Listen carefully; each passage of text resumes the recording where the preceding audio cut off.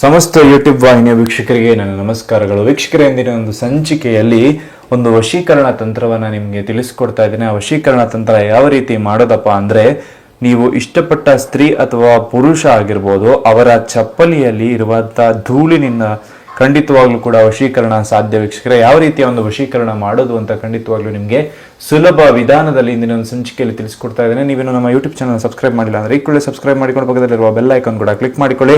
ನಿಮ್ಮ ಜೀವನದಲ್ಲಿರುವ ಕಠಿಣ ಗುಪ್ತ ಸಮಸ್ಯೆಗಳ ಪರಿಹಾರಕ್ಕಾಗಿ ಸ್ಕ್ರೀನ್ ಮೇಲೆ ಕಾಣುತ್ತಿರುವ ನಮ್ಮ ನಂಬರ್ಗೆ ಕರೆ ಮಾಡಿ ವೀಕ್ಷಕರೇ. ಶೀಘ್ರದಲ್ಲೇ ಶತಸಿದ್ಧ ಶಾಶ್ವತ ಪರಿಹಾರಗಳನ್ನು ನಿಮಗೆ ನಾವು ಮಾಡಿಕೊಡ್ತೇವೆ. ಹಾಗೆ ಯೂಟ್ಯೂಬ್ ಚಾನಲ್ಗೆ ಸಬ್ಸ್ಕ್ರೈಬ್ ಮಾಡೋದನ್ನ ಮರಿಬೇಡಿ. ವೀಕ್ಷಕರೇ, ಚಪ್ಪಲಿಯ ಧೂಳಿನಿಂದ ಯಾವ ರೀತಿಯಾಗಿ ಒಂದು ವಶೀಕರಣ ಮಾಡೋದಪ್ಪ ಅಂತ ನೋಡೋದಾದ್ರೆ, ನೀವು ಮೊದಲಿಗೆ ಅವರ ಚಪ್ಪಲಿಯಲ್ಲಿ ಇರ್ತಕ್ಕಂತಹ ಧೂಳನ್ನ, ಅವರ ಬಲಗಾಲಿನ ಚಪ್ಪಲಿ ಇರ್ತಕ್ಕಂತಹ ಧೂಳನ್ನ ಹಾಗೂ ಎಡಗಾಲಿನ ಚಪ್ಪಲಿ ಇರ್ತಕ್ಕಂತಹ ಧೂಳನ್ನ ನೀವು ತೆಗೆದುಕೊಂಡು ಬರಬೇಕಾಗ್ತದೆ. ವೀಕ್ಷಕರೇ, ಎರಡನ್ನ ಈ ರೀತಿಯಾಗಿ ತೆಗೆದುಕೊಂಡು ಬಂದು ಇಲ್ಲಿ ನೋಡಿ ಅರಸಿನವನ್ನ ಹಾಕ್ತಾ ಇದ್ದೇನೆ. ಬದಲಿಗೆ ಅವರ ಚಪ್ಪಲಿ ಇರ್ತಕ್ಕಂತಹ ಧೂಳು, ಒಂದು ಸ್ವಲ್ಪ ಮಾತ್ರದ ಧೂಳನ್ನ ನೀವು ತೆಗೆದುಕೊಂಡು ಬಂದು ಈ ರೀತಿಯಾಗಿ ಒಂದು ವಿಡಿಯೋದ ಮೇಲೆ ಹಾಕೋಬೇಕು. ವೀಕ್ಷಕರೇ, ಖಂಡಿತವಾಗ್ಲೂ ಕೆಲವರಿಗೆ ಆ ಧೂಳನ್ನ ತೆಗೆಯೋದಕ್ಕೆ ಸಾಧ್ಯವಾಗುವುದಿಲ್ಲ. ಧೂಳನ್ನ ಯಾವ ರೀತಿ ತೆಗೆಯೋದಪ್ಪ ಅಂತ ನೋಡೋದಾದ್ರೆ, ಅವರು ನಡೆದು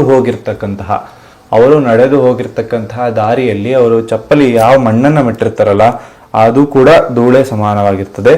ಅಥವಾ ಅವರು ಓಡಾಡಿರ್ತಕ್ಕಂತಹ ದಾರಿ, ಅವರು ಪ್ರತಿದಿನ ಓಡಾಡುವ ದಾರಿಯಲ್ಲಿ ಸಿಗುವಂತಹ ಒಂದು ಸ್ವಲ್ಪ ಮಣ್ಣಾದ್ರೂ ಕೂಡ ಆಗಿರ್ಬೋದು, ಅದನ್ನ ತೆಗೆದುಕೊಂಡು ಬಂದು ಈ ರೀತಿಯಾಗಿ ಎರಡು ವೀಳ್ಯದೆಲೆ ಮೇಲೆ ಹಾಕಿಕೊಳ್ಳಿ. ವೀಕ್ಷಕರೇ, ಈ ರೀತಿಯಾಗಿ ಹಾಕಿಕೊಂಡು ಖಂಡಿತವಾಗ್ಲೂ ಕೂಡ ಒಂದು ವಶೀಕರಣವನ್ನ ನೀವು ಮಾಡಬಹುದು.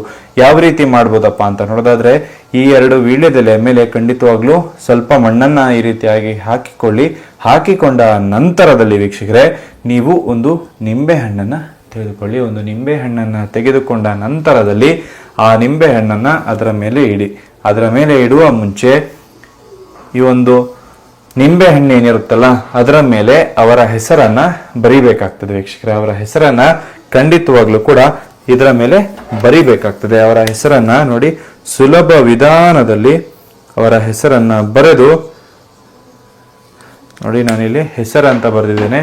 ಈ ರೀತಿಯಾಗಿ ಹೆಸರನ್ನ ನೀವು ಬರಿಬೇಕು. ಹೆಸರನ್ನ ಬರೆದು ಅದನ್ನ ಈ ರೀತಿಯಾಗಿ ಇಟ್ಟುಕೊಳ್ಬೇಕು. ಹೆಸರು ಬರೆದಿರೋದು ಆ ಧೂಳಿಗೆ ತಾಗ್ಬೇಕಾಯ್ತಾ ವೀಕ್ಷಕರೇ.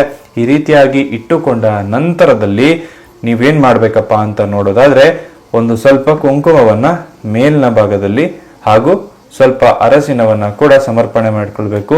ನೆನಪಿರ್ಲಿ, ನಾನು ಅಲ್ಲಿ ಮೊದಲಿಗೆ ಹಾಕಿದ್ದು ಅರಸಿನ, ನೀವು ಆ ಮಣ್ಣನ್ನೇ ಹಾಕಬೇಕು ವೀಕ್ಷಕರೇ.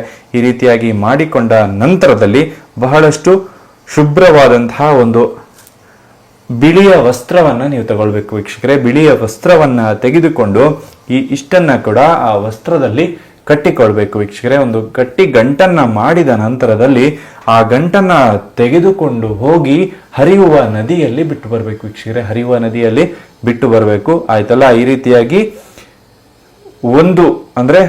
ಈ ರೀತಿಯಾಗಿರ್ತಕ್ಕಂತಹ ಒಂದನ್ನ ನೀವು ಸಿದ್ಧಪಡಿಸಿ ನದಿಯಲ್ಲಿ ಬಿಡಬೇಕು. ಇದೇ ರೀತಿಯಾಗಿ ಇನ್ನೊಂದು ವೀಳ್ಯದೆಲೆಯನ್ನು ತೆಗೆದುಕೊಂಡು ಅದೇ ರೀತಿಯಾಗಿ ಅದೇ ತಂತ್ರವನ್ನ ಮಾಡಬೇಕು.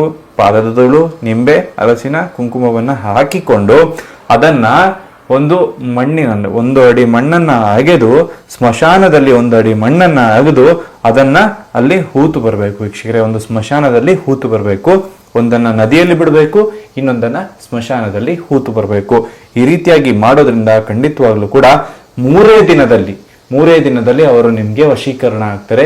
ನೀವು ಹೇಳಿದ ರೀತಿ ಕೇಳ್ತಾರೆ, ಕರದಲ್ಲಿಗೆ ಬರ್ತಾರೆ ವೀಕ್ಷಕರೇ. ಇದೊಂದು ಬಹಳಷ್ಟು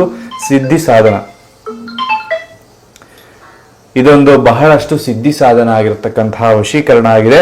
ಇದನ್ನ ಯಾವುದೇ ರೀತಿಯಾದಂತಹ ಕೆಟ್ಟ ಕೆಲಸಗಳಿಗೆ ಉಪಯೋಗಿಸೋದಕ್ಕೆ ಹೋಗ್ಬೇಡಿ. ಕೇವಲ ಇದನ್ನ ಒಳ್ಳೆ ಕೆಲಸಗಳಿಗೆ ಮಾತ್ರ ಉಪಯೋಗಿಸಿ. ನಿಮ್ಮ ಪ್ರೀತಿ ನಿಮ್ಮಿಂದ ದೂರವಾಗಿದ್ರೆ, ನಿಮ್ಮ ಪ್ರೀತಿಯನ್ನು ನೀವು ಕಳೆದುಕೊಂಡಿದ್ರೆ, ಅದನ್ನು ನಿಮ್ಮ ಜೀವನದಲ್ಲಿ ಮತ್ತೆ ಪಡೆದುಕೊಳ್ಳೋದಕ್ಕೆ ಮಾತ್ರ ಉಪಯೋಗಿಸಿ ಅಂತ ಹೇಳ್ತಾ ಇದ್ದೀನಿ. ಒಂದು ಸಂಚಿಕೆಯನ್ನು ಇಲ್ಲಿಗೆ ಮುಗಿಸ್ತಾ ಇದ್ದೀನಿ. ಎಲ್ರಿಗೂ ಒಳ್ಳೆಯದಾಗಲಿ, ಎಲ್ರಿಗೂ ಶುಭವಾಗಲಿ. ಸರ್ವೇ ಜನ ಸುಖಿನೋ ಭವಂತು.